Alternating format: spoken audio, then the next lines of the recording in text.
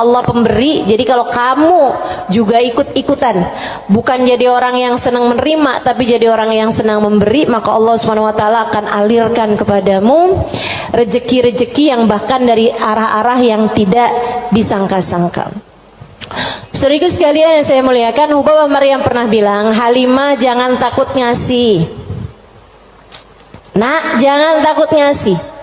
Allah itu seringkali ketika kamu ngasihnya banyak, Allah juga ngasihnya banyak. Ketika Allah ngelihat kamu jalur keluar duitnya itu banyak, Allah juga bakalan ngasih itu buat memenuhin jalur keluarnya uang tersebut gitu. Assalamualaikum warahmatullahi wabarakatuh.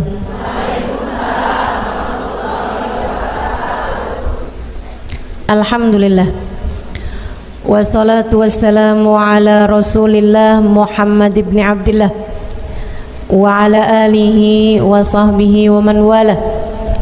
Subhanaka la ilma lana illa ma 'allamtana innaka antal alimul hakim. Rabbi shrah li sadri wa yassir li amri wahlul 'uqdatan min lisani yafqahu qawli, amma ba'du. Baik, sebelum kita mulai, kita akan baca niat belajar bersama-sama. Mudah-mudahan ilmunya nanti sekali lagi jadi ilmu yang manfaat buat kita sekalian. Bismillahirrahmanirrahim. Nawaitu ta'allum wa ta'lim wan naf'a wal intifa' wal mudzakarah wat tadhkir wal ifadah wal istifadah wal hidza ala tamassuk bi kitabillah wa sunnati rasulillah sallallahu alaihi wa alihi wasallam wa du'a ilal huda والدلالة على الخير ابتغاء مرضاته وقربه وثوابه وحسن الخاتمة مع اللطف والعافية وصلاح العاقبة برحمتك يا أرحم الراحمين. La hadratin Nabi Muhammad sallallahu alaihi wasallam wa alihi washabihi wazwaji wa dhurriyyati wa ahli baiti wasallimu jamil anbiya wal mursalin wal ulqan ajma'in. Anna Allah yaghfiruhum wa yarhamuhum wa ya'li darajatihim fil jannah wa yanfa'una barakatihim wa asrarihim wa anwarihim wa ulumihim wa nafaatihim fid din wa dunya wal akhirah. Al-Fatihah, baca bersama-sama. A'udzu billahi minasy syaithanir rajim. Bismillahirrahmanirrahim. Alhamdulillahi rabbil alamin. Ar-Rahmanir Rahim. Maliki yaumiddin. Iyyaka na'budu wa iyyaka nasta'in.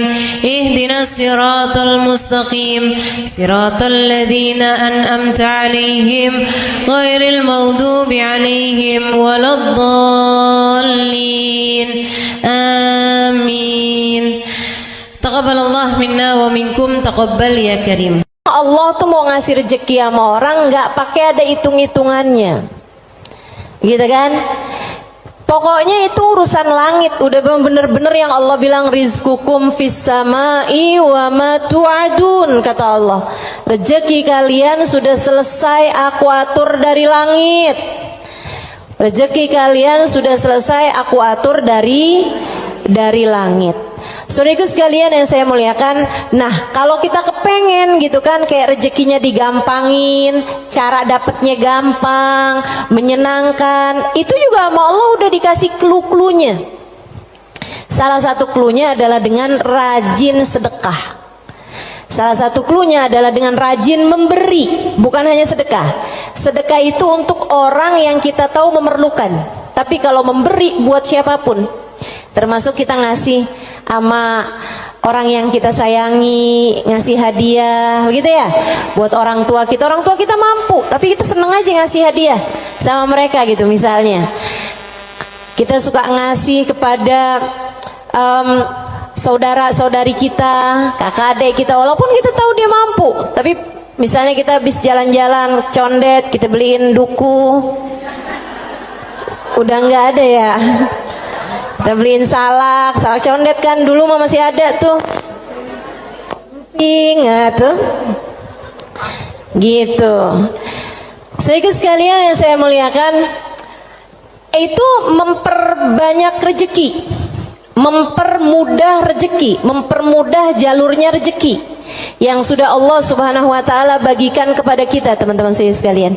Nah, ini saya ingat ucapan Hubabah Maryam Al-Haddar, guru saya almarhumah. Beliau itu orang paling dermawan yang pernah saya kenal. Pasti ada banyak orang-orang dermawan, tapi orang paling dermawan yang saya kenal Hubabah Maryam Al-Haddar. Saudara sekalian, beliau tuh kalau bepergian bisa jadi lupa bawa uang buat belanja, lupa bawa uang buat apa, tapi nggak pernah lupa bawa uang buat sedekah. Karena memang ini orang satu senengnya ngasih luar biasa. Siapapun aja dia kasih. Anak-anak ketemu dia kasih, orang tua ketemu dia kasih. Dan dari Hubabah Maryam tuh saya juga jadi ngerti bahwa ternyata semua orang suka dikasih. Subhanallah loh. Semua orang tuh seneng aja dikasih gitu. Walaupun dia orang mampu sekalipun gitu ya, tapi kalau dikasih tuh kok seneng aja gitu. Betul nggak? Ini yang katanya Nabi Muhammad, tahadau tahabu, saling beri hadiahlah kalian, maka kalian akan semakin saling sayang, semakin saling cinta. Makanya para ibu mesti yang besar hati buat selalu bisa ngasih sama anak-anaknya, para istri ngasih buat suaminya, begitu kan ya, saudara ngasih buat saudaranya dan seterusnya gitu. Itu memang adalah bagian dari kita pengen cari ridha Allah SWT. Irhamukillah dengan cara memberi tersebut itu ya, ngambil sifatnya Allah SWT. Allah tuh mu'ti, Allah pemberi. Jadi kalau kamu juga ikut-ikutan, bukan jadi orang yang senang menerima, tapi jadi orang yang senang memberi, maka Allah SWT akan alirkan kepadamu rezeki-rezeki yang bahkan dari arah-arah yang tidak disangka-sangka. Saudara sekalian yang saya muliakan, Hubabah Maryam pernah bilang, Halimah jangan takut ngasih. Nak, jangan takut ngasih. Allah itu seringkali ketika kamu ngasihnya banyak, Allah juga ngasihnya banyak. Ketika Allah ngelihat kamu jalur keluar duitnya itu banyak, Allah juga bakalan ngasih itu buat memenuhin jalur keluarnya uang tersebut gitu. Atau Hubabah kayak begitu, jangan takut buat ngasih, nak, jangan takut buat ngasih. Subhanallah, itu sering saya inget-ingetin tuh, jangan takut buat ngasih, jangan takut buat ngasih. Kadang-kadang tuh orang punya banyak aja, kalau mau keluarin duit tuh kayak disuruh keluarin separuh nyawa gitu, penuh perhitungan ya. Makanya ada satu cerita, salah satu dari habaib teriak-teriak manggil anaknya. Misalnya anaknya namanya siapa? Husein misalnya. Sen, Sen. Anaknya sebelah saya ada yang namanya Husein. Sen. Si Husein ini kan dia dengar panggilan tapi dia nggak tahu ayahnya ada di mana. Dia bilang, "Bang, Abah ada di mana sih, Bah? Ini Husein, Bah. Lebek, Bah." Kata abahnya, kamar mandi, nak. Iya, Bah. Dikirain suruh ngambil sabun, apa kehabisan odol gitu kan. Sen, tolong ambilin duit Abah, nak. Ada di gesper Abah warna hijau. Iya sih. Habaib-habaib kita suka punya gesper warna hijau. Gesernya habaib tuh ya. Jadi gespernya dipakai bukan buat celana panjang, tapi buat sarung. Ada yang tahu nggak? Anak-anak zaman sekarang nggak pada tahu nih, nggak seru ah.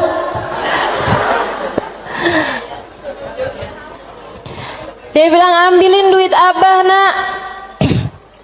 Kasihin kepada keluarga fakir miskin di jalan apa gitu, udah disebutin nama dia. Dikerjain sama anaknya saat itu juga, diambil uangnya kemudian diserahkan kepada keluarga yang dimaksudkan sama abahnya. Habis dia pulang, dia bilang sama abahnya, "Bah, abah kenapa sih bah sampai repot-repot lagi di kamar mandi, bukan nunggu aja ntar keluar." Abahnya bilang, "Nak, kalau keluar setannya lain lagi." Emang sedekah tuh kalau nggak cepet-cepet dikeluarin lain lagi tuh. Coba aja kamu ngeliat orang nih, ya ampun kesian banget, mau ngasih nih kayaknya 100.000 deh misalnya gitu. Kita inget nih di dompet kita ada 100 ribuan gitu kan. Pas kita buka dompet, tapi banyak juga loh orang kayak gitu, 50.000 aja apa ya gitu. Kelihatan ada duit yang hijau 20 ribuan. Terakhir keluarnya berapa? 5.000. Ada yang pernah begitu? Mana orangnya? Saya. Urusan sedekah luar biasa. Kalau nggak cepet-cepet dikerjain, luar biasa setannya teman-teman sekalian. Makanya mudah-mudahan Allah Subhanahu wa taala selamatkan kita dari segala sifat pelit-pelit ini nih. Baik itu yang namanya syuh ini udah pelit yang banget pelitnya, ataupun bakhil orangnya ya. Kalau yang tadi atas syuh orangnya namanya syahih. Kalau yang kedua nih bakhil, yaitu orang yang pelit sama apa yang dia punya, ama yang jadi miliknya dia mau ngeluarinnya tuh penuh dengan perhitungan. Dan gayahnya, puncaknya orang pelit yang kayak beginian nih, puncaknya pelit adalah dia sampai berusaha untuk bisa yang wajib-wajib pun jadi nggak wajib. Gimana caranya gitu? Kayak bayar zakat gitu kan, mikir-mikir mau bayar zakat harta 2,5% dari harta kita di akhir tahun. Itu kan kalau mau dicari-cariin jalannya biar nggak keluar zakat, bisa teman-teman, bisa. Terutama nih orang-orang kayak saya nih, belajar fikih kelamaan, belajar fikihnya lama, saya tahu persis cara mengelabui hukum Islam. Tetapi teman-teman saudaraku sekalian, ilmu ini walaupun saya mengetahuinya, saya tidak akan mengamalkannya buat diri saya pun juga buat orang lain. Kenapa gitu? Kamu sedang mengelabui siapa? Bukankah Allah Maha tahu segalanya? Kamu mau nih gimana caranya biar duit saya nih nggak saya zakatin? Oh, kamu begini. Misalnya gitu ya. Sekedar dirubah bentuk duitnya itu.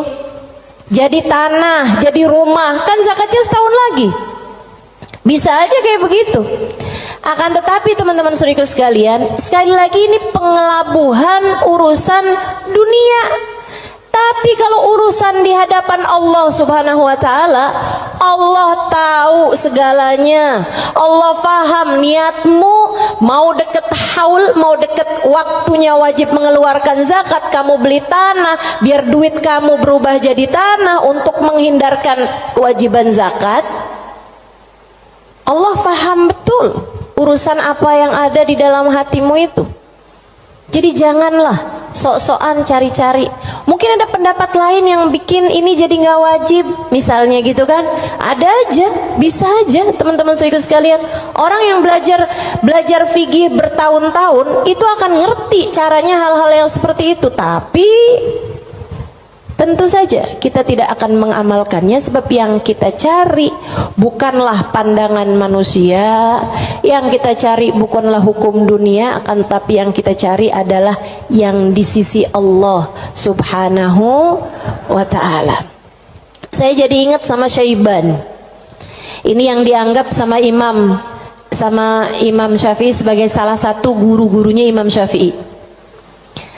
Imam Syafi'i satu hari ditanya sama muridnya Imam Ahmad bin Hanbal, siapa aja guru-gurumu tuan? Sebutin sama Imam Syafi'i, fulan bin fulan, fulan bin fulan, fulan bin fulan. Kata Imam Syafi'i, Syaiban Ar-Ra'i. Siapa? Syaiban Ar-Ra'i. Kok saya nggak pernah dengar ya yang satu ini? Imam Syafi'i itu orang pinter, saudaraku sekalian, sangat pinter. Nih saya ceritain kecerdasan, kepandaian Imam Syafi'i. Imam Syafi'i itu kalau mau ngafal halaman 276, 277-nya ditutup dulu. Kenapa gitu? Karena kalau saya kelihatan suka ikutan masuk juga. Kecerdasan jenis apa itu coba? Ini kayaknya udah tingkat langit ke-7 nih cerdasnya nih. Itu bisa-bisanya gitu. Saya kalau mau ngafalin halaman misalnya 276, saya baca berulang-ulang, itu pun juga masih belum apal-apal gitu kan. Besokannya lagi saya ulang lagi, besokannya lagi saya ulang lagi juga gitu. Karena kalau nggak diulang-ulang ntar kayak suka gampang lupa nggak sih? Saudaraku sekalian yang saya muliakan, ini buat ibu-ibu sih kayaknya nggak relate deh. Kita nih kadang-kadang baca surat Al-Kafirun aja bu, ujungnya nggak ke bawah-bawah. Bismillahirrahmanirrahim. Qul ya ayyuhal kafirun la a'budu ma ta'budun wa la antum a'biduna ma a'bud wa la ana a'budu ma abattum wa la antum a'biduna ma a'bud wa la ana a'budu ma abattum wa la antum. Mana dia nih ujungnya nggak kena-kena. Imam Syafi'i hafal Quran di usia 7 tahun seperti kita hafal surat Al-Fatihah sekarang. Kita hafal surat Al-Fatihah kan nggak kebalik-balik tuh. Apal aja biar sambil goreng, sambil apa aja yang namanya Fatihah mah nggak pernah keliru ya bu ya. Nah itu Imam Syafi'i hafal Al-Quran 30 juz kayak kita hafal surat Al-Fatihah sekarang. Disampaikan oleh guru kami Sayyidil Habib Umar bin Hafid. Teman-teman sekalian, gimana enggak tuh Imam Syafi'i itu belajarnya kayak gitu tuh modelannya tuh. Dulu Imam Syafi'i itu orang sangat nggak punya teman-teman. Imam Syafi'i itu duduk di majelisnya Imam Malik. Itu beliau pertama hadir duduknya di luar aja, nggak dicatat, dengerin aja. Karena nggak istilah katanya nggak ikutan bayar sekolahnya, jadi dia di luar gitu kan. Satu waktu habis selesai murid-murid pada keluar, gurunya nih ngeliatin si anak ini dipanggil sama gurunya gitu. Terus tanyain, belum Imam Malik ini ya, gurunya yang masih awal, masih dasar.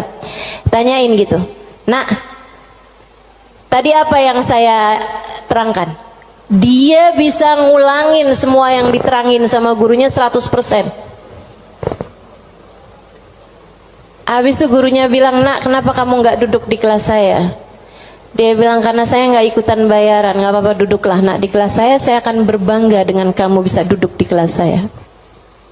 Dah tuh Imam Syafi'i.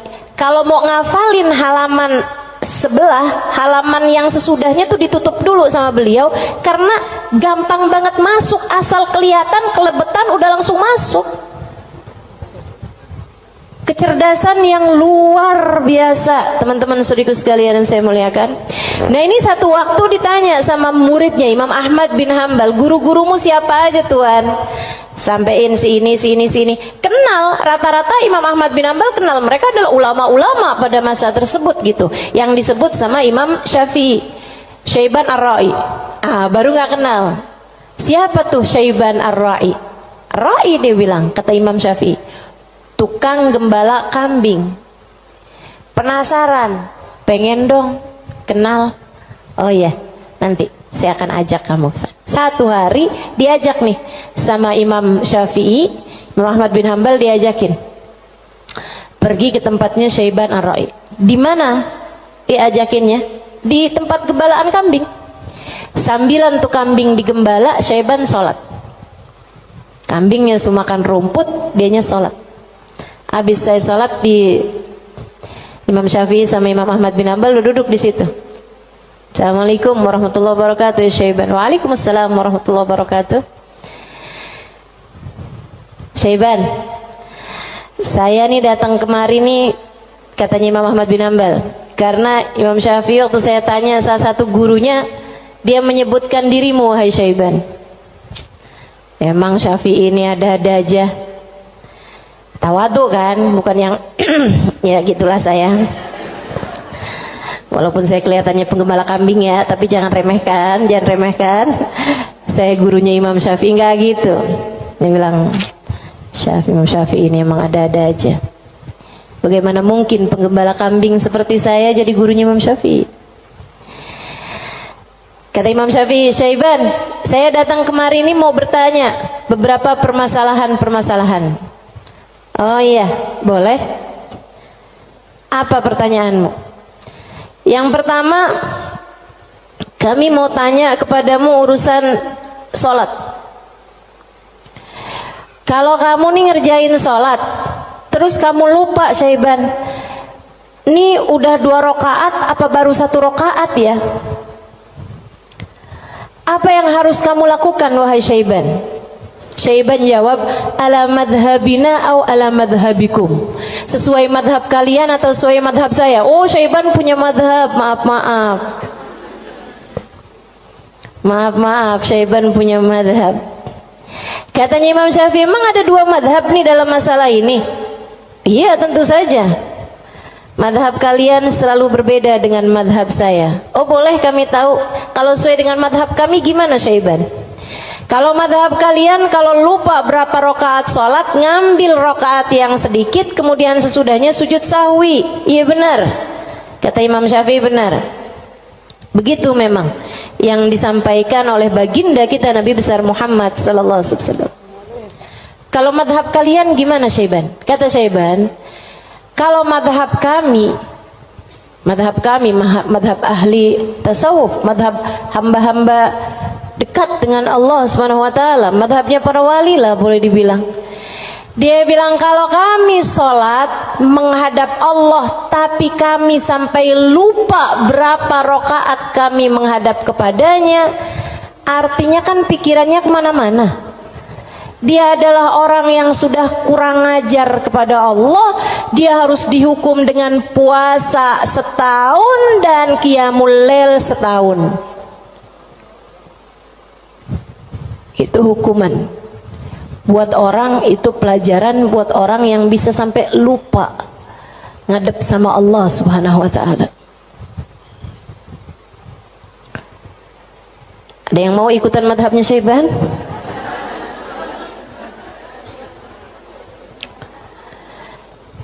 Oke. Imam Ahmad bin Hanbal dia mikir, pantesan nih orang jadi gurunya Imam Syafi'i. Nggak salah. Dia bilang pertanyaan yang kedua, wahai Syaiban, ini saya mau nanya urusan zakat. Baik. Ini kan kamu kan punya banyak kambing nih Syaiban nih. Yang kamu gembalakan nih kambing-kambing mau bukan? Iya, kambing saya, kata Syaiban. Ada kayak berapa ekor lah kambingnya. Dia bilang, berapa zakatnya kambingmu ini wahai Syaiban? Syaiban kembali nanya, ala madhabina am ala madhabikum? Madhab saya apa madhab kalian? Dia bilang, emang ada 2 madhab juga nih dalam urusan zakat ini nih? Iya, selalu ada opini-opini, pemahaman-pemahaman dalam urusan agama. Dan teman-teman, agama Islam ini satu-satunya agama yang memperbolehkan kamu untuk bahkan menyuruh kamu untuk selalu berpikir. Agama yang paling natural, agama yang sesuai sama pola pikir manusia. Kamu harus berpikir biar selamat dari api neraka. Kamu harus berpikir, gitu kan? Bahkan Allah ketika menceritakan tentang orang-orang ahli neraka, lahum qulubun la yafqahuna biha, kata Allah. Mereka punya hati, punya pikiran tapi nggak dipakai mikir. Akhirnya jadi ahli neraka. Orang selalu aja tuh fa'tabiru ya ulil albab, gitu kan? Maka ambillah pelajaran dari sini wahai yang berpikir. Disuruh berpikir. Kita ini dalam Islam ini disuruh berpikir, nggak boleh kayak yang udah ini doktrinnya agama, udah ikut aja, nggak bisa. Islam ini adalah agama yang selalu memerintahkan kamu buat berpikir. Makanya Syaiban kepikiran tuh jawaban-jawaban yang tidak sesuai dengan konteks fikih, tapi tidak salah. Teman-teman. Ya orang yang lupa rakaat, kemudian dia merasa bahwa dirinya adalah seorang yang kurang ajar sama Allah Subhanahu wa taala karena menghadap Allah, tapi kepikirannya gelambiar kemana-mana. Kalau dia kemudian menghukum dirinya sendiri dengan puasa sepanjang tahunnya, itu tentu adalah sesuatu hal yang luar biasa tingginya gitu. Seseorang yang sudah mencapai tingkat spiritualitas yang sangat-sangat berkelas. Ditanya nih urusan zakat nih. Berapa zakatnya wahai Syaiban? Katanya Syaiban, ala madhabina am ala madhabikum? Sesuai dengan madhab kalian apa sesuai dengan madhab saya? Kalau madhab kami gimana Syaiban? Orang kan buat tahu kan mesti tahu perbandingannya. Oh kalau madhab kalian 40 ekor kambing, 1 ekor kambing, 121, 2 ekor kambing, selanjutnya setiap 100, 1 ekor kambing. Iya benar. Kayak gitu tuh. Zakatnya kambing. Menurut Islam sesuai dengan apa yang sudah diajarkan baginda kita Nabi besar Muhammad. 40 1 ekor kambing, 121 2 ekor kambing, selanjutnya setiap 100 1 ekor kambing. Jadi kalau kamu punya 900 ekor kambing berarti 9 ekor gitu. Kalau menurut madhab kalian gimana wahai Syaiban? Syaiban kemudian menjawab, kalau madhab kami, saya ini budak, budaknya Allah. Innama ana abd, saya ini adalah budak, budaknya Allah. Dan seorang budak tidak memiliki harta, sebab semua harta budak adalah harta majikannya. Dan itu benar, harta budak adalah harta majikannya. Jadi kambing-kambing saya ini ya udah terserah Allah aja. Kalau diperlukan saya kasih, kalau nggak diperlukan nggak saya kasih. Kalau kemudian misalnya nih punya kambing 20 gitu kan, tapi nih lagi ada orang mau ngawinin nih perlu 3 ekor kambing, ya udah keluarin 3 ekor kambing. Saya nggak pernah merasa memiliki kambing-kambing saya. Berapapun yang diperlukan akan saya keluarkan, sebab bukan milik saya, semua hanyalah milik Tuan saya. Saya hanyalah budak, yang saya miliki adalah miliknya Tuan saya. Tuh, hamba berkelas. Makanya mereka tuh ngeluarin duit sebanyak apapun nggak pernah merasa berat. Kenapa? Ngerasanya cuma dititipin doang, nggak pernah ngerasa itu adalah milik dia gitu. Ngerasanya cuma dititipin doang. Makanya sedekahnya gede-gede teman-teman. Berjuang dengan hartanya tuh besar-besar. Dan saya ketemu orang-orang semacam itu. Punya duit berapa ya dikeluarin segitu-gitunya tuh. Itu ketemu orang-orang yang seperti itu gitu. Masya Allah, Masya Allah. Mudah-mudahan Allah angkat kepelitan dalam diri kita, insya Allah. Semoga Allah angkat sifat bukhl dalam diri kita, sifat syuh dalam diri kita ini. Amin ya rabbal alamin. Wa amma man bakhila bil infaq fi wujuhil khairat. Adapun orang-orang yang pelit dalam menafkahkan hartanya pada jalan-jalan kebaikan, wa taraikir kurubat, dan arah-arah gurubat, arah-arah ibadah. Maksudnya kalau disuruh keluarin hartanya buat yang lain misalnya gitu ya, dia ngawinin anaknya, wuduh jor-joran tuh. Tapi kalau giliran suruh nyumbang, gitulah ya, dia punya hartanya banyak nih. Kalau misalnya duitnya itu mau dipakai buat bikinin pesta, bahkan sekedar pesta ulang tahun yang tiap tahun tuh keulang, itu ya, itu dia akan kerjain gitu kan. Oh, ulang tahun kek, ulang tahun perkawinan kek, ulang tahun anaknya, ulang tahun cucunya, dia keluarin hartanya gampang banget gitu. Tapi giliran bikin maulid dong, ini kan lagi bulan maulid, udah banyak kok yang bikin maulid. Ya kalau gitu nyumbang deh buat orang yang bikin maulid, udah banyak yang nyumbang buat bikin maulid gitu. Jadi kalau urusannya yang kebaikan-kebaikan gitu kan, tuh ada pondok pesantren tuh lagi susah, oh ya udah deh ntar aneh sampein deh sama orang itu tuh, orang itu kaya tuh, banyak tuh duitnya tuh. Dia lupa kalau duitnya juga banyak. Ada orang-orang yang kalau jalan-jalan yang lain dia royal, dia biasa aja gitu, ngeluarinnya nggak berat. Tapi di saat dia suruh ngeluarin untuk jalan-jalan kebaikan, dia ngerasa berat. Yang kayak begini, ma'at tamakkun min dzalik, padahal dia mampu untuk melakukan itu, fahaluhu ahwan min halil ladzi qabla, keadaan dia masih lebih mending daripada keadaan orang-orang yang di atasnya, yang syuh atau yang yang syahih atau yang bakhil tuh ya. Yang atasnya itu sampai dengan yang wajib-wajib aja dia nggak mau keluarin. Kalau yang ini yang wajib sih dia keluarin sih. Yang wajib dia keluarin. Cuman kalau yang sunnah-sunnah gitu, kayak nyumbang-nyumbang, ngasih-ngasih sama orang, gitu-gitu dia tar dulu deh, duit saya juga nggak segitu banyaknya gitu kan. Ada orang nih susah-susah nih, terus dia bilang gitu, emang beneran susah anak-anak yatim gitu kan, korban bencana alam atau apa gitu, emang beneran susah. Itu juga mau ngeluarinnya kayak yang berat banget gitu. Yang kayak beginian gimana nih? Ahwan minal ladzi qabla, mendingan sih daripada yang sebelumnya. Sebutnya apa? Wa yusamma bakhilan aidan, disebut juga orang bakhil juga.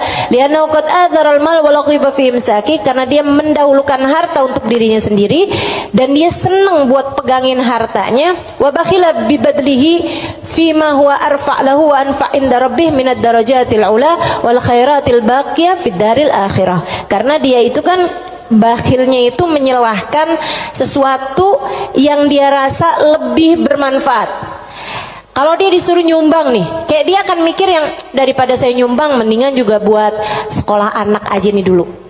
Mendingan buat ngirimin anak dulu aja, mendingan buat ini aja, mendingan buat itu aja. Kayak yang dicari-cari gitu keperluan dia itu, mendingan ganti horden aja, mendingan ganti karpet aja, mendingan ada pintu model baru, mendingan saya ganti pintu aja, mendingan saya.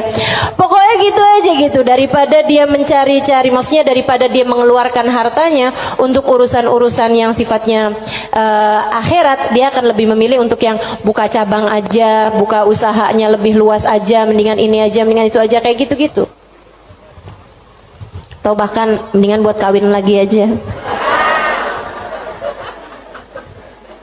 Itu ngebantu orang juga. Dia akan nyari perempuan yang miskin juga. Gimana tuh? Wa madamal insan yarjah imsakul mal ala badli fi mahabillah wa maradi fa huwa ghairu khalin an syai'in minal bukhl. Dan sesiapa orang, selagi seseorang itu masih lebih mendahulukan, masih lebih mementingkan megang hartanya daripada menyerahkannya di jalan yang diridhoi Allah dan yang dicintai Allah, maka artinya orang tersebut belum kosong dari sifat pelit. Artinya dia masih punya sifat pelit dalam dirinya. Uang kamu nih antara kamu serahkan buat beli sesuatu duniawi, sama kamu serahkan buat kepentingan akhirat, kamu ringanan mana? Ya kita masih lebih ringan untuk urusan-urusan dunia kita kan? Betul nggak? Atau untuk antara kamu keluarkan di jalan Allah dengan kamu tabung, kamu masih beratan mana? Ya beratan ngasih lah. Kalau buat nabung kan ya buat diri kita sendiri, itu investasi masa depan, harus kita pikirkan juga kan? Ah itu berarti kata Imam Ghazali, Imamul Haddad, sini Imamul Haddad yang bilang ya, bukan saya ya. Berarti dia ya memang masih pelit juga. Kamu masih pelit. Selagi antara uang kamu pakai buat tabungan sama uang kamu serahkan untuk jalan-jalan kebaikan, kamu masih memilih untuk nabung. Berarti ini kayaknya kita semua masih pelit lah ya. Udah kita sepakatin aja dah. Masih pelit semuanya, ya Allah, ya Allah. Makanya masih harus terus-terusan berdoa. Allahumma inni a'udzubika minal ajzi wal kasal wa'ud. Allahumma inni a'udzubika minal hammi wal hazan wa a'udzubika minal ajzi wal kasal wa a'udzubika minal jubni wal bukhl wa a'udzubika min ghalabatid dain wa qahrir rijal. Itu masih harus terus-terusan kita baca teman-teman, tiap hari, tiap pagi kita baca doa itu.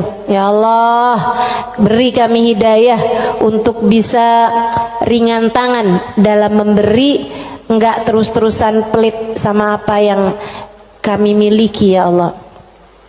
Wala yakunul insan jawadan sakhiyan hatta yakuna badlul mal fi mahabbillah arja inda wa ahab ilaih min imsaki. Dan seseorang itu belum bisa disebut dermawan, belum bisa disebut sakhi, belum bisa disebut orang karim, orang dermawan sampai dia merasa bahwa menyerahkan uang di jalan Allah lebih dia sukai daripada menabung, daripada pegang duit itu, daripada dia nggak ngasihnya di jalan Allah gitu.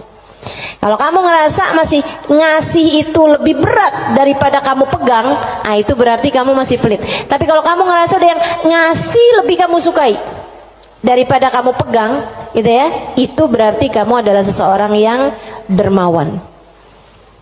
Udah jadi tambah jauh aja nih kita nih. Fa'lam dzalik wa'mal alaih. Ketahuilah hal ini dan amalkanlah. Wallahu yatawalla hudak. Semoga Allah Subhanahu wa taala memberikan petunjuk kepadamu. Amin ya rabbal alamin. Wa minal muhlikat, dan salah satu dari sifat-sifat yang dapat menghancurkan seseorang, salah satu dari sifat-sifat penghancur amal ibadah seseorang, salah satu dari sifat-sifat yang dapat meluluh lantakkan dirimu, menurunkan nilaimu di mata Allah Subhanahu wa taala adalah al-ghurur, sifat ghurur, tertipu. Apa tuh tertipu? Wa makna, arti tertipu adalah an yulabbisul insan ala nafsih. Dia bikin samar kepada dirinya sendiri, wa yuriyahal umur ala khilafi ma hiya alaih. Dia memperlihatkan kepada nafasnya, kepada dirinya, ala khilafi ma hiya alaih, tidak sesuai dengan fakta yang ada.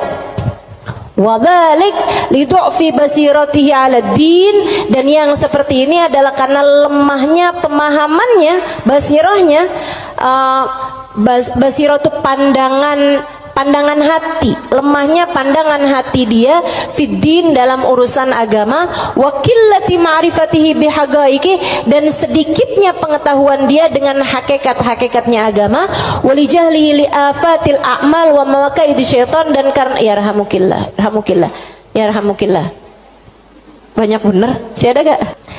Walijahlihi, dan karena ketidakfahaman dia biafatil a'mal, dengan penyakit-penyakitnya amal, wa makaid syaitan, dan tipu dayanya syaitan, wali ghalabati hawa nafs alaih, dan karena menangnya hawa nafsu menghadapi dia, wa rukunihi ila amaniha wa khuda'iha, dan karena tenangnya dia dengan angan-angannya dirinya sendiri serta tipu dayanya dirinya sendiri. Waqad qalallahu ta'ala, dan Allah Subhanahu wa taala telah menyampaikan, muhadziran li ibadihi minal ghurur, memberi peringatan kepada hamba-hambanya tentang bahayanya ketertipuan ini. Kata Allah Subhanahu wa taala, ya ayyuhan nas inna wa'dallahi haq, wahai sekalian manusia, sesungguhnya janji Allah itu benar. Fala taghurranakumul hayatud dunya, janganlah kehidupan dunia menipu kalian, wala taghurrannakum wala yaghurrannakum billahil ghurur, dan janganlah ghurur, tipu daya, menipu kalian dari Allah Subhanahu wa taala. Wa qala ta'ala fi wasfi ba'dil mughtarrin, dan Allah Subhanahu wa taala telah mensifati sifatnya orang-orang yang tertipu dengan firman Allah Subhanahu wa taala dalam akhir surat Al-Kahfi, alladzina dhalla sa'yuhum fil hayatid dunya wa hum yahsabuna annahum yuhsinuna sun'a. Mereka adalah orang-orang yang sesat jalan mereka di dunia, akan tetapi mereka menyangka bahwasanya mereka telah berbuat banyak kebaikan-kebaikan dunia. Banyak banget nih. Nanti Imam Ghazali, Imam Al-Haddad akan menerangkan tentang mereka-mereka ini. Wa qala ta'ala, dan Allah Subhanahu wa taala juga menyampaikan, walakinnakum fatantum anfusakum wa tarabbastum wartabtum wa gharratkumul amani hatta jaa amrullah wa gharrakum billahil ghurur. Ini ayat sebelumnya sangat indah sekali nih teman-teman. Sebentar saya akan bukakan.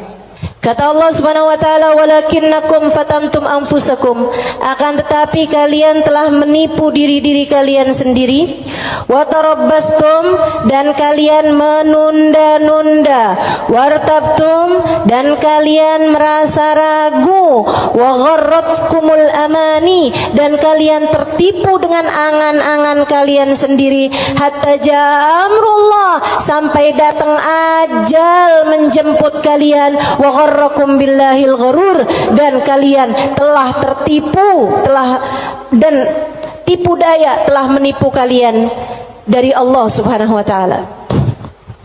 Al-Hadid ayat 14. Al-Hadid ayat 14.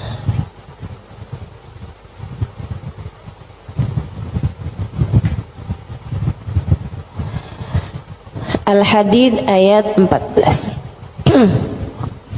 Nih. Ini serem sih. Saya mau baca ayat ini nih, pas baca Quran pas nyampe ayat-ayat ini. Ya Allah, ngerinya. Saya bacain ya.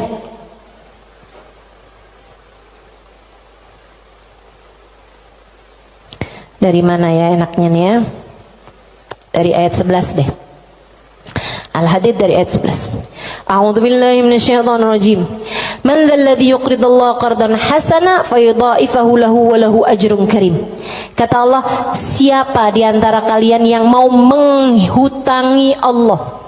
Ini Allah nih dari taunya orang-orang tuh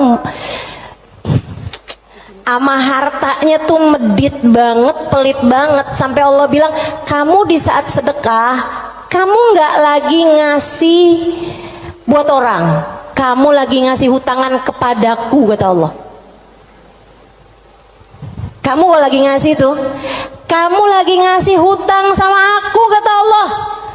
Man dzalladzi yuqridullaha qardan hasana, siapa yang menghutangi Allah dengan hutangan yang bagus. Hutangan yang bagus tuh ada orang miskin dikasih. Ya, ada orang yang kepengen sekolah, nggak mampu sekolah, kamu sekolahkan. Ada janda-janda yang kepengen usaha, nggak punya modal, kamu modalin, gitu kan?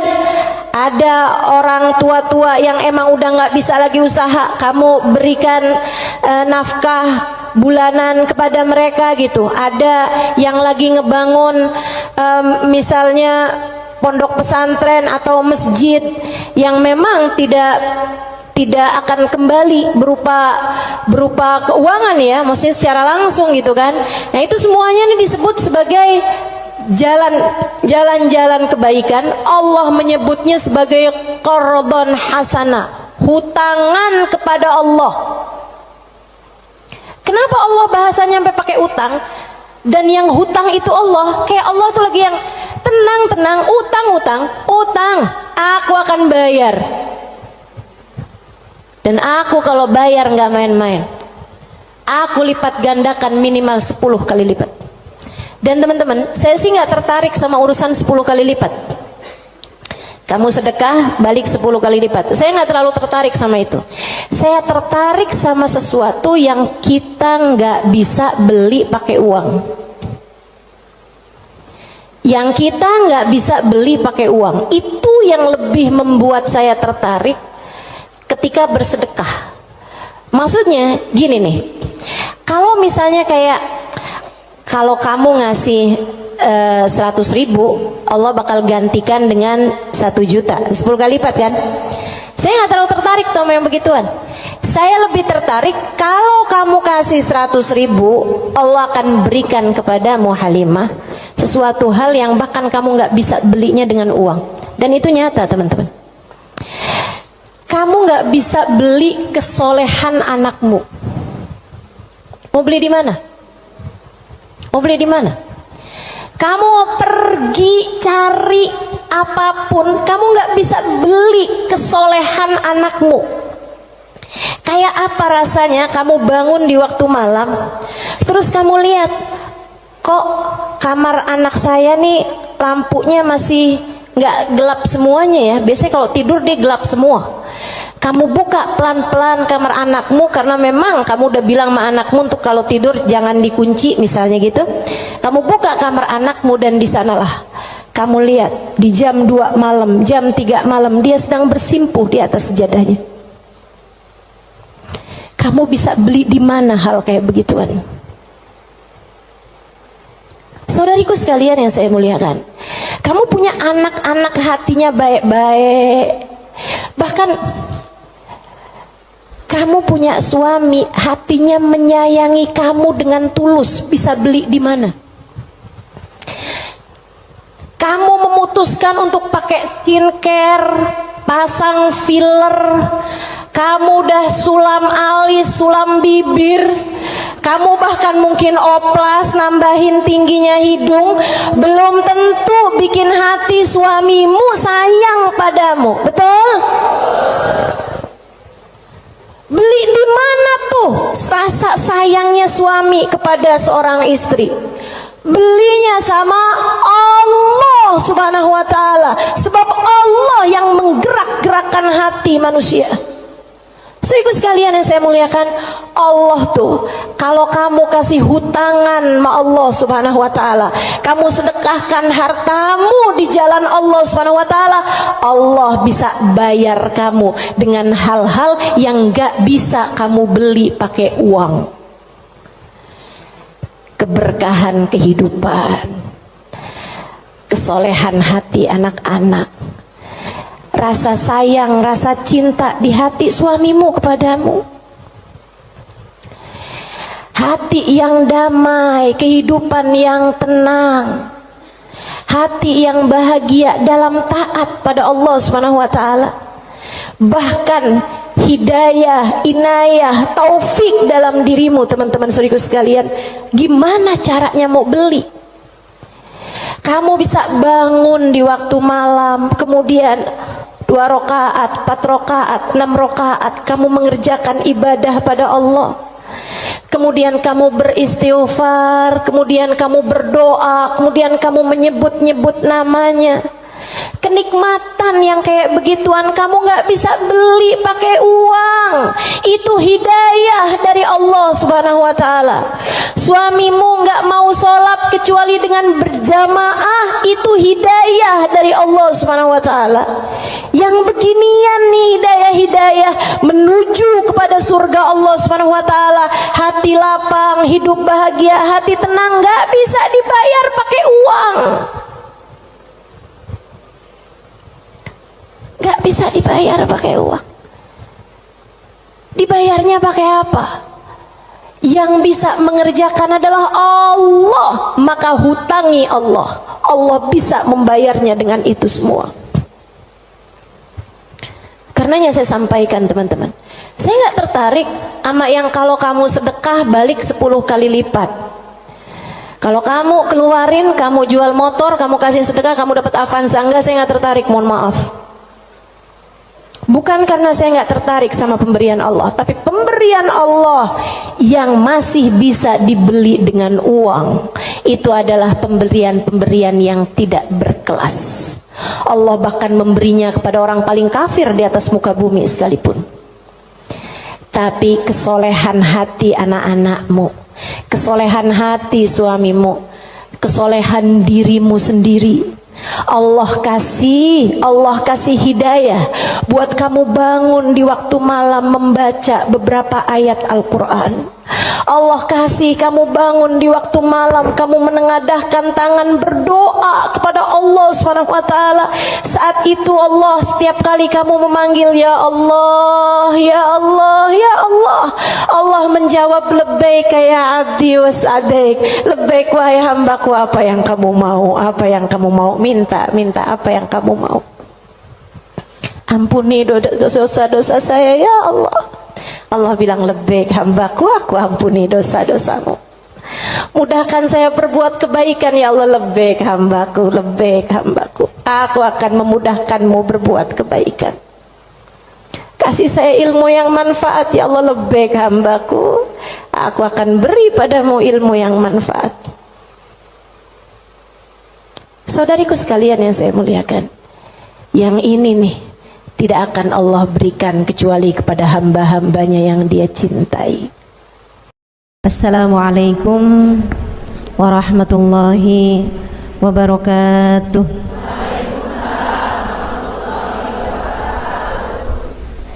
Alhamdulillah, wassalatu wassalamu ala Rasulillah Muhammad ibn Abdillah wa ala alihi wa sahbihi wa man wala. Subhanaka la ilma lana illa ma 'allamtana innaka antal alimul hakim. Rabbi shrah li sadri wa yassir li amri wahlul 'uqdatan min lisani yafqahu qawli, amma ba'du. Baik, sebelum kita mulai, kita akan baca niat belajar bersama-sama. Mudah-mudahan ilmunya nanti sekali lagi jadi ilmu yang manfaat buat kita sekalian. Bismillahirrahmanirrahim. Nawaitu ta'allum wa ta'lim wan naf'a wal intifa' wal mudzakarah wat tadhkir wal ifadah wal istifadah wal hidza ala tamassuk bi kitabillah wa sunnati rasulillah sallallahu alaihi wa alihi wasallam wa du'a ilal huda والدلالة على الخير ابتغاء مرضاته وقربه وثوابه وحسن الخاتمة مع اللطف والعافية وصلاح العاقبة برحمتك يا أرحم الراحمين. إلى حضرة النبي محمد صلى الله عليه وسلم وآله وصحبه وأزواجه وذريته وأهل بيته وسلم وجميع الأنبياء والمرسلين والملائكة أجمعين أن الله يغفر لهم ويرحمهم ويعلي درجاتهم في الجنة وينفعنا ببركاتهم وأسرارهم وأنوارهم وعلومهم ونفعاتهم في الدين والدنيا والآخرة. Al-Fatihah, baca bersama-sama. A'udzu billahi minasyaitonir rajim. Bismillahirrahmanirrahim. Alhamdulillahi rabbil alamin. Ar-Rahmanir Rahim. Maliki yaumiddin. Iyyaka na'budu wa iyyaka nasta'in. Ihdinas siratal mustaqim. Siratal ladzina an'amta 'alaihim ghairil maghdubi 'alaihim waladdallin. Amin. Taqabbalallah minna wa minkum, taqabbal ya karim. Warraghbah fid dunya, sementara rakus ambisi terhadap dunia, tukatsirul ham, bikin banyak sumpah, wal hazan, dan bikin banyak kesedihan.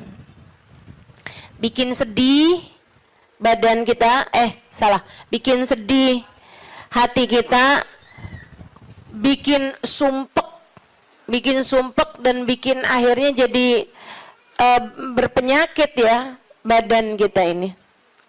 Ar-raghbah fid dunya. Wal batalah, sementara batalah, kalau di situ diartiin apa batalah? Nganggur ya, benar. Cuman bahasa yang enak apa ya? Tugasil galba, lalai dari Allah, maksudnya ya nggak kepengen dunia juga, nggak kepengen akhirat juga gitu, kayak gabut. Anak zaman sekarang bahasanya gabut ya. Gabut itu apa sih sebenarnya? Nggak ada kerjaan gitu kan?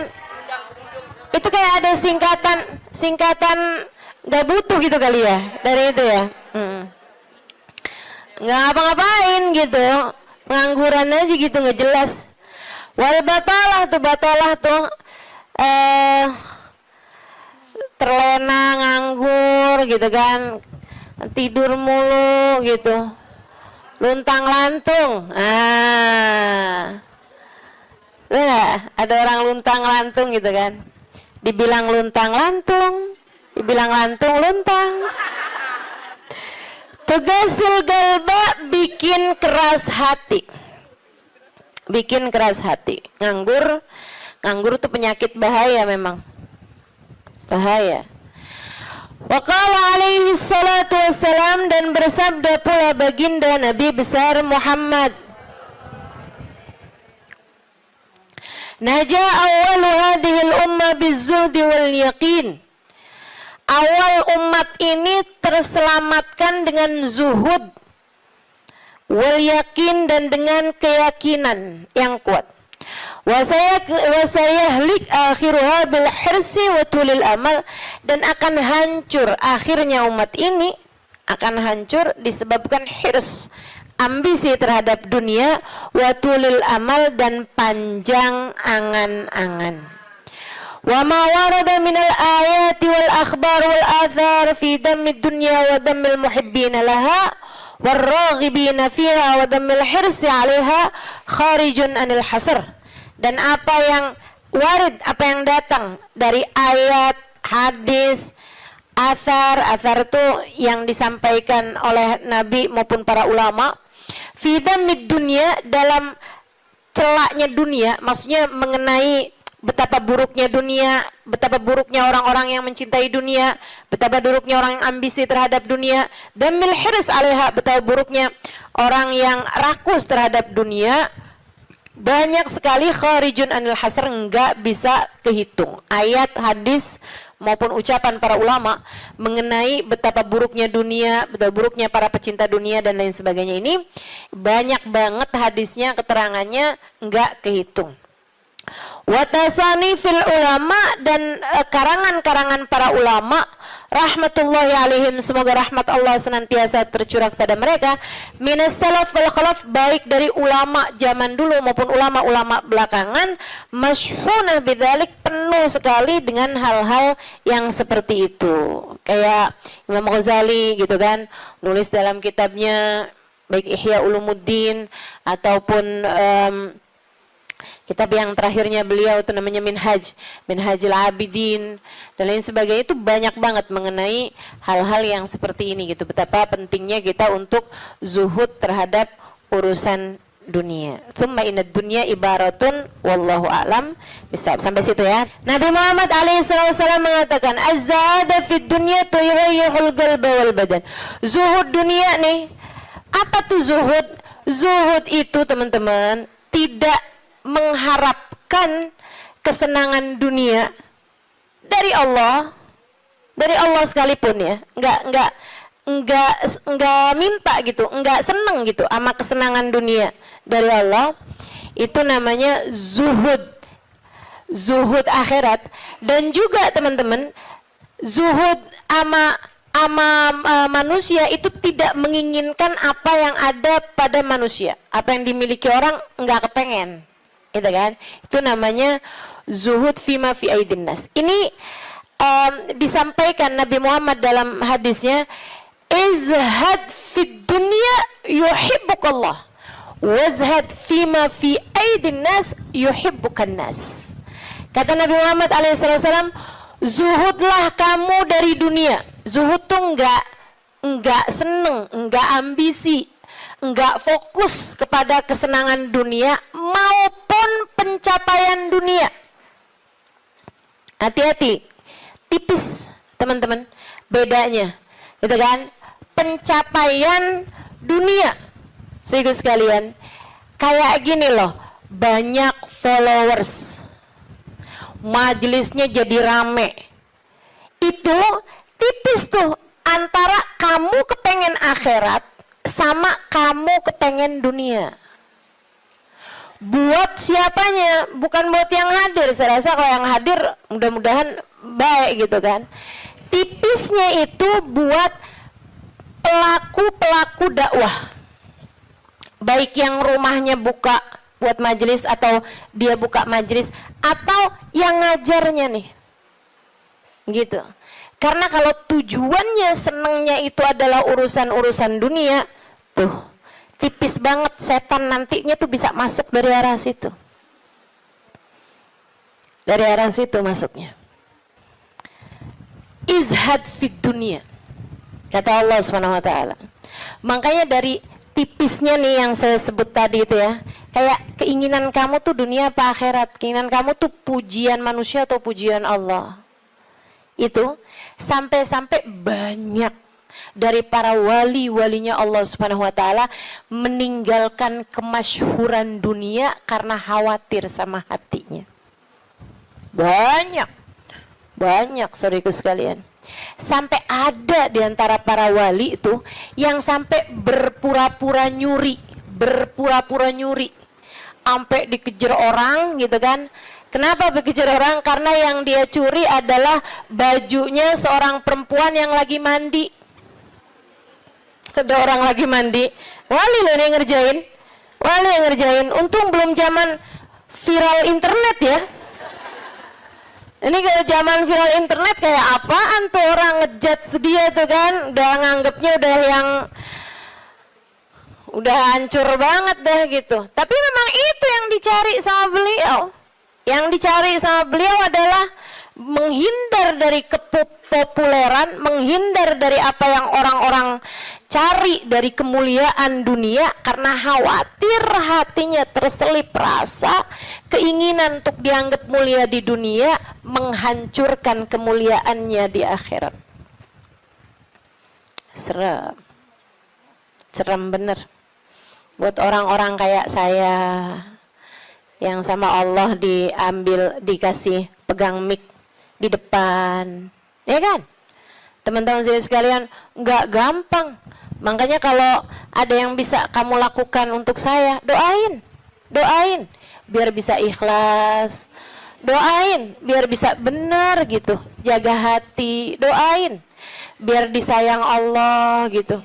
Kesian nih, begitu udah masuk nih setan, teman-teman saya sekalian, setan tuh ya datang ke pedagang beda, datang ke orang awam beda, datang ke ulama beda lagi. Waduh, yang datang ke ulama nih setannya juga ulama. Setannya juga kelas profesional, gitu kan? Jadi nggak ecek-ecek gitu loh. Setannya juga setan-setan berkelas, teman-teman saya sekalian. Nah itu kan yang belum tentu selamat gitu, belum tentu selamat. Masya Allah. Ada tuh zamannya Imam siapa ya? Ada Imam Ghazali cerita dalam Ihya-nya. Kita suka ketawa-ketawa tuh dengerin cerita Imam, maksudnya kalau baca ceritanya Imam Ghazali yang begitu-begituan. Kata Imam Ghazali dalam Ihya-nya tuh, ada orang atau di Minhaj ya, wallahu a'lam, pokoknya salah satu kitab Imam Ghazali lah. Imam Ghazali cerita, ada orang dia itu ulama, teman-teman. Cuman ulamanya itu masih suka yang ya gitulah, masih ada kesenangan dunianya. Senang sama popularitas, senang sama dimuliain orang, senang sama ini sama itu. Ada satu ulama khomul, ulama yang lain nih, ulama yang nggak seneng namanya terkenal, nggak seneng, dia nggak seneng sama urusan begituan, urusannya antara dia sama Allah, tapi ilmunya luar biasa.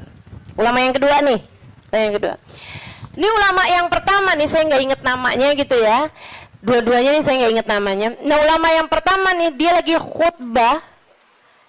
khutbah Jumat, teman-teman saya sekalian, dia ngomong sesuatu yang dinisbatkan kepada ulama yang kedua yang nggak senang keterkenalan apa ini, teman-teman. Dia ngomong bahwa saya pernah dengar kayak, kan ada orang-orang itu ya Allah, mudah-mudahan Allah bersihkan hati kita semuanya nih ya. Ada orang-orang yang kalau cerita sama orang lain, bahkan di mic sekalipun, senang menunjukkan kedekatannya sama ulama yang lain atau sama orang-orang yang berilmu, guru-guru apa segala macam gitu kan ya. Yang tujuannya adalah biar orang tahu nih, gua deket sama si ini, gua deket sama si itu. Paham maksud saya? Mudah-mudahan Allah selamatkan hati saya, mudah-mudahan Allah selamatkan hati kita semua. Jadi sekalian, dia bilang tentang ulama B nih. Dia bilang, saya pernah dengar syekh ini mengatakan gitu kan. Syekh itunya hadir di majelis tersebut. Ya. Dan yang diomongin sama Syekh A ini tentang Syekh B itu nggak pernah diomongin sama Syekh B-nya. Paham? Jadi ulama A ini bohong tentang ulama B. Bohongnya di khutbah Jumat cuman untuk menunjukkan betapa dekatnya dia sama ulama B tersebut itu. Dia ngomong kayak begitu, sehingga sekalian, tahu apa yang dikerjain sama ulama B? Ulama B ini yang, kenapa nih anak? Beliau berdiri nyabut bulu ketiak di tengah orang banyak. Beliau berdiri nih. Beliau berdiri kemudian nyabut bulu ketiak. Heh, Syekh, kurang ajar kamu. Ini waktunya khutbah. Saya nggak pasti itu khutbah Jumat atau khutbah yang lain nih ya.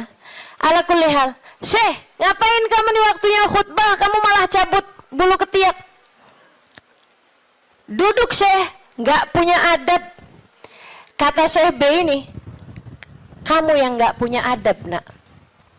Kamu yang nggak punya adab pak. Kenapa kamu mengingatkan saya untuk sesuatu hal yang sunnah? Nyabut bulu ketiak, kalau nggak salah hari Jumat ya.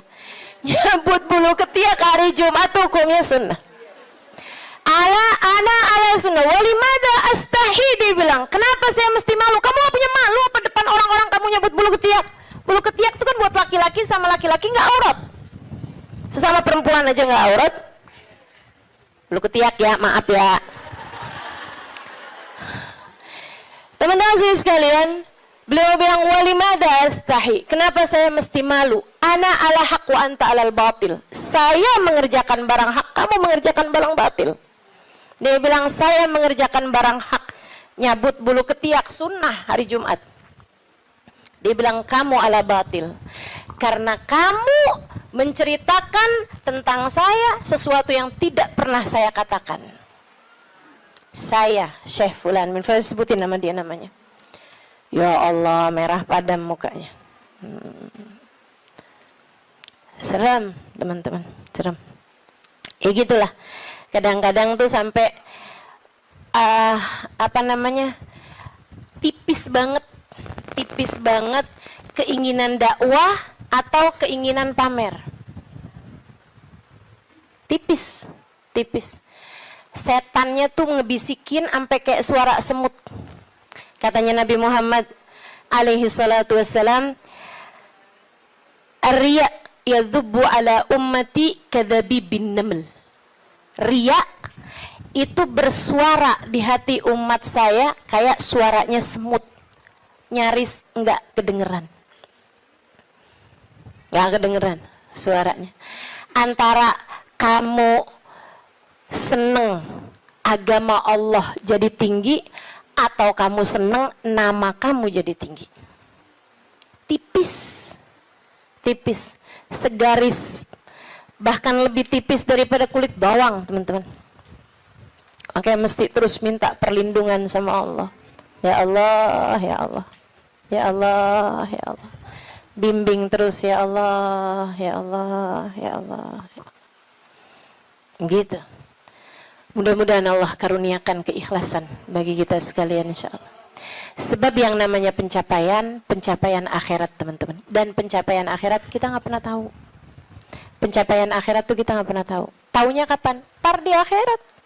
Namanya juga pencapaian akhirat. Taunya entar di akhirat. Saat kamu berhasil menghadap Nabi Muhammad. Saat namamu menjadi seseorang yang dikenal oleh Nabi Muhammad. Kalau mau bangga tar di sana. Kalau mau bangga ntar di sana.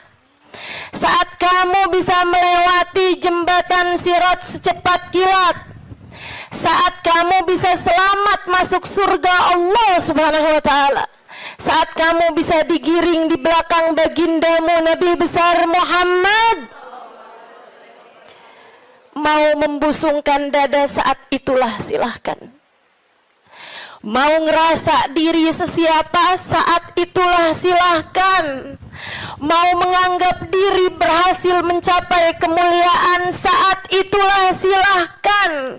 Mau menganggap diri mencapai pencapaian dalam dakwah saat itulah silahkan. silahkan. Mau menganggap diri soleha, saat itulah silahkan. Jika sampai namamu dipanggil oleh Nabi Muhammad, jika sampai kamu diperkenankan bersalaman dengan Nabi Muhammad, jika sampai Nabi Muhammad berkata raditu biki, aku ridho kepadamu, saat itulah silakan melayang-layang teman-teman. Sebelum itu terjadi, kamu masih antara-antara, kamu masih ada di tepi jurang. Selagi itu belum terjadi, kamu masih ada di persimpangan jalan antara dinaikkan kepada Allah atau dihancurkan oleh Allah Ta'ala.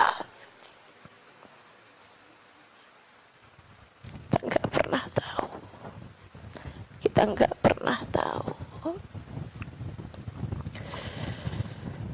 Makanya selalu minta sama Allah, ya Allah, karuniakan keikhlasan agar ngerti melakukan sesuatu hanya untukmu, ya Allah.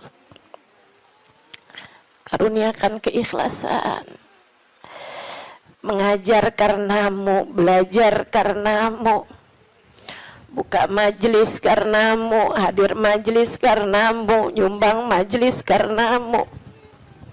Karuniakan keikhlasan, ya Allah. Salat karenamu, sedekah karenamu, bantu orang karenamu. Begitu enggak lillah, dilepeh sama Allah, teman-teman, jadi apa? Enggak jadi apa-apa. Mau ribuan jamaah, mau kayak gimana yang terjadi juga, kalau dilepeh sama Allah jadi apa? Ditolak sama Allah, mau apa kamu? Mudah-mudahan Allah karuniakan keikhlasan.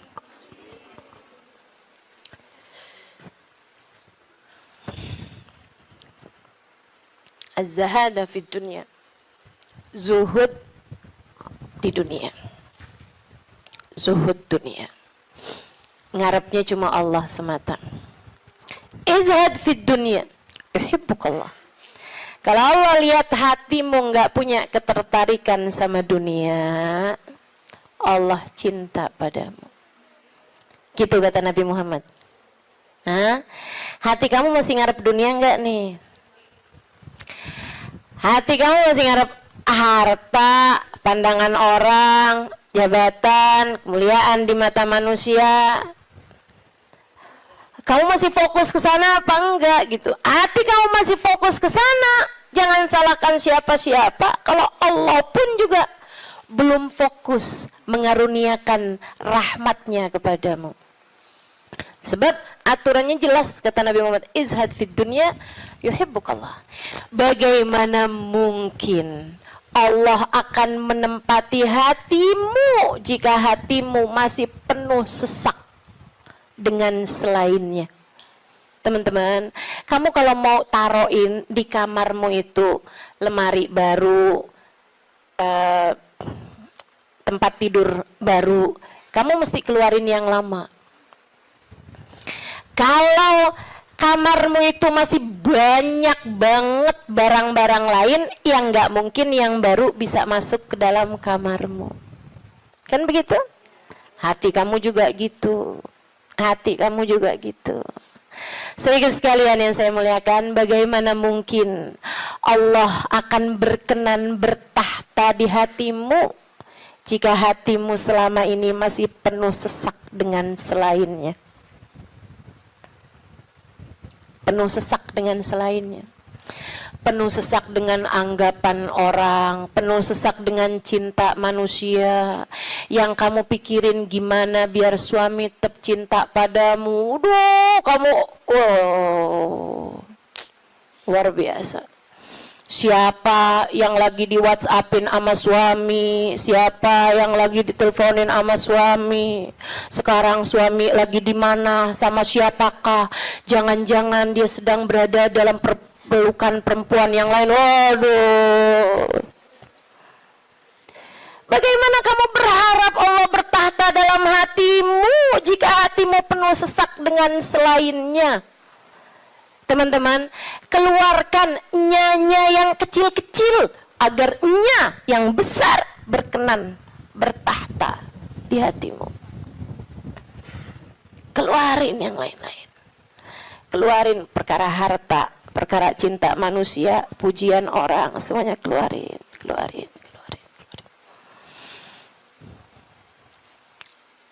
Jangan selalu nanya apa yang saya inginkan, apa yang saya ingin kerjakan. Tapi selalu bertanya, apa yang Allah inginkan, apa yang Allah mau saya kerjain. Terus gitu. Hidup belajar terus insya Allah. Izhad fi dunia, kata Allah. Kalau Allah lihat hati kamu kosong dari mencintai dunia, Allah akan bertahta di dalamnya. Allah akan cinta kepadamu, teman-teman. Yuhibbukallah, kamu akan dicinta sama Allah kalau begitu. Wazhad fima fi aidin nas yuhibbukan nas. Kamu pengen dicintai sama orang, cintai disenengin sama manusia, seenggaknya gitu punya teman-teman baik, punya kawan-kawan baik gitu. Orang nggak jauh dari kamu, itu juga nggak apa-apa, bagus. Caranya katanya Nabi Muhammad, izhad fima fi aidin nas. Zuhudlah kamu dari apa yang dimiliki sama orang. Jangan selamitan, jangan kepengen apa yang dipunya sama orang. Orang nggak seneng loh kalau kita tuh kayak yang, ih bagus, mau dong. Nggak seneng, teman-teman. Ustazah kerudungannya cakep-cakep, Ustazah boleh nggak buat saya? Misalnya gitu. Saya ngomong sama Ustazah Khadijah. Tuh ya. Nggak bagus, teman-teman. Nggak bagus. Dan itu kamu nggak akan disenengin sama orang kalau caramu kayak gitu tuh. Minta aja nggak disenengin sama orang, apalagi ngambil. Kan ya? Udah pasti tuh orang nggak seneng. Orang itu, teman-teman, punya banyak sekalipun gitu kan, kalau diminta tuh, kecuali para wali-walinya Allah, kecuali para orang-orang lain itu mah tingkatannya, ya kan. Tapi kalau diminta tuh nggak seneng itu juga gitu. Walaupun mintanya nggak yang dengan bahasa-bahasa yang ini gitu, terus terang, tapi kayak bahasa sindiran gitu kan. Kerudungannya banyak, boleh kali Ustazah, yang ini cakep nih, gitu kan? Enggak boleh, nggak baik kayak begitu. Kamu menurunkan kemuliaanmu, teman-teman. Yang kata Nabi Muhammad tuh, 1 titik hitam di wajahmu di akhirat nanti setiap kali kamu meminta kepada orang lain. Izhad fima fi aidin nas. Apalagi kalau sampai kamu, hati kamu nggak pernah tertarik sama apa yang dipunya sama orang. Oh, dicinta sama Allah. Saya ceritain tuh di buku Bidadari Bumi 2 tentang seorang perempuan yang diceritain sama Hubabah Nur. Sekalian saya muliakan, saya lagi ngobrol sama Hubabah cerita tentang orang ini. Tuh bahwa ada tuh 5 orang tuh. Emang bener nih hadisnya Nabi yang ini bener banget. Ra'aituhu bi'aini, kata beliau. Saya lihat dengan mata saya.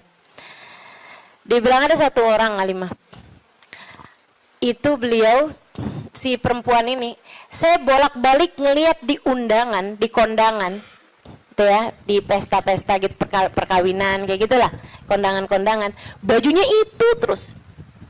Saya tahu kalau dia ini miskin karena bajunya itu terus, gitu kan. Orang di Tarim itu kalau keluar semuanya pakai baju hitam. Nah, kalau baju hitam kan susah nandainnya kan, yang sama semua. Betul apa enggak? Sehingga sekalian saya muliakan, makanya saya suka heran gitu, Ustazah Halimah nih fashionable, apa namanya? Bener nggak ngomongnya? Lagi mana? Apa tadi?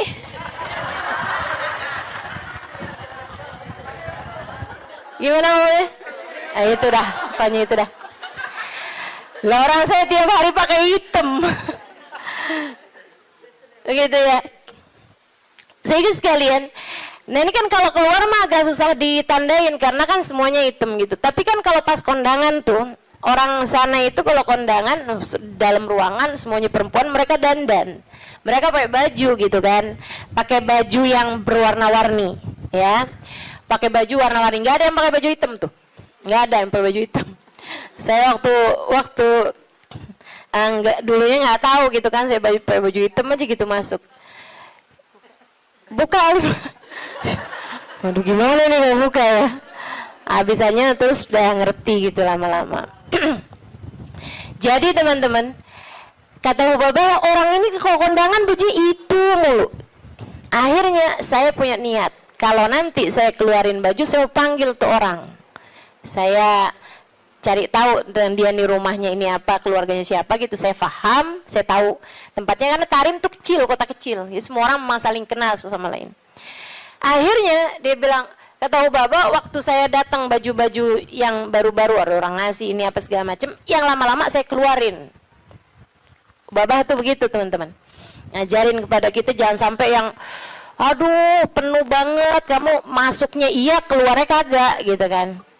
Ada yang masuk, ada yang keluar. Akhirnya mau Hubabah baju-baju yang lama-lama tuh dikeluarin, bagus-bagus tentu aja ya, dan semua orang juga seneng dapat bajunya Hubabah gitu kan. Jangan terus minta, jadi kepikir nih, berangkat ke Tarim meminta baju mau Hubabah. Tentu berkah kan ya, tentu berkah, tapi ya sekali lagi jangan minta. Subhanallah teman-teman, kalau nggak minta tuh, kalau mintanya mau ntar kasih. Jadi kepikir ya, mau minta sama Allah, nggak usah yang gitu-gitu juga. Mau minta sama Allah tuh pahala aja, udah pasti enak. Teman-teman sih sekalian, akhirnya Hubabah itu ngeluarin baju-baju beliau, ada setumpuk lah gitu. Beliau panggil tuh orang perempuan itu, panggil sama Hubabah. Dia seneng banget, dan memang miskin banget teman-teman. Bajunya cuma itu aja, buat kondangan itu, buat keluar itu, buat sholat itu gitu. Dia cuma segitu itu bajunya gitu. Baju sholat kayak mau kena gitu, tuh ya. 2, kalau 1 dicuci kan ada gantinya gitu. Terus baju keluar dia gitu, baju hitam 1, terus baju hari-harinya dia kayak daster gitu buat di rumah, 2 potong 2 biji gitu, tuh 1-nya lagi baju buat kondangan. Udah gitu aja, simple hidupnya. Jadi sekalian dipanggil tuh perempuan sama Hubabah. Kata Hubabah, saya habis ngeluarin baju-baju nih, silahkan kamu pilih yang mana yang kamu mau, sisanya tolong bagiin, kamu yang bagiin gitu, sama siapa yang kamu mau deh gitu. Di depan Hubabah nih, majelis nih, dia bilang, oh gitu Hubabah, Masya Allah Hubabah, Masya Allah, mudah-mudahan Allah berkahi Hubabah, mudah-mudahan doain panjang lebar gitu. Saya pikir orang alhamdulillah ya, saya memberi kepada orang yang tepat nih gitu.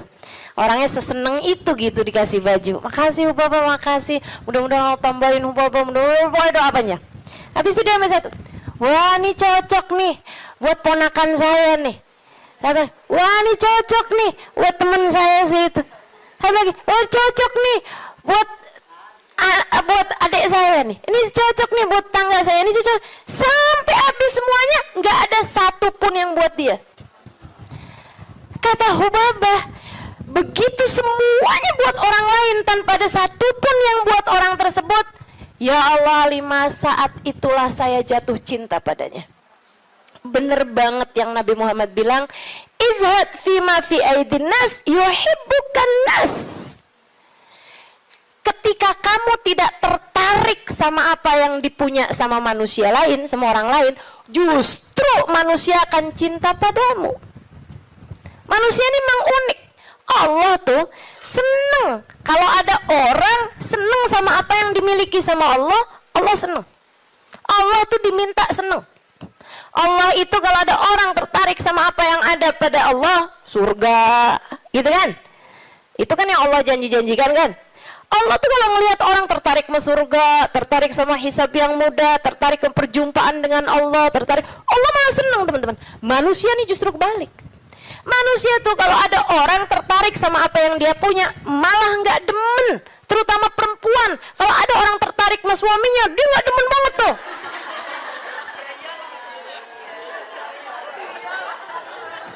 Ya iya kan, Mang, saya kan lagi bilang.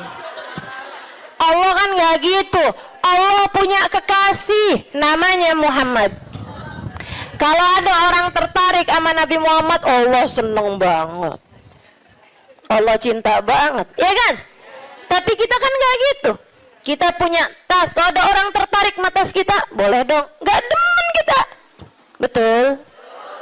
Kita lagi makan nih, terus ada yang kayaknya enak tuh yang di piring. Boleh nggak perkedelnya buat saya aja? Gedek apa seneng? Gedek, teman-teman, nggak seneng. Kesel kita. Gitu, emang manusia tuh kayak gitu. Sama apa yang dia punya, orang lain tertarik, dia nggak senang. Dia nggak senang.